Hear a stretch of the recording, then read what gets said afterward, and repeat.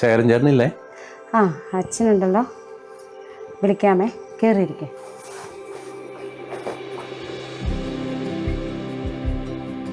അച്ഛാ, ദേ ആരോ കാണാൻ വന്നിരിക്കുന്നു.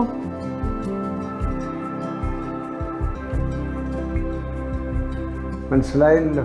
ശേഖരേട്ടാ, ഞങ്ങള് AKPയുടെ ഭാരവാഹികളാണ്. ഓ, ഞങ്ങള് ഒരു 250 വരെയും കൊണ്ട് തുടങ്ങിയതായിരുന്നു. അന്ന് ഒരു ജോസഫ് പേട്ടനുണ്ടായിരുന്നു, പിന്നെ ഒരു സാരംഗപാണി, പിന്നെ ഒരു പണിക്കരേട്ടനുണ്ടായിരുന്നു.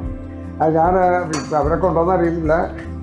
ഏതായാലും ഒത്തിരി കാലങ്ങളിൽ കഷ്ടപ്പെട്ടുണ്ടാക്കിയതായിട്ട്.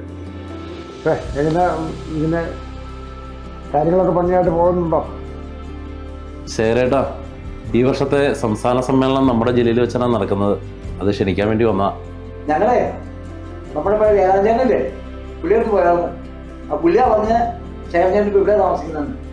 ഞാനും വേറെ ഒത്തിരി കഷ്ടപ്പെട്ട അതിന് വേണ്ടിയിട്ട്.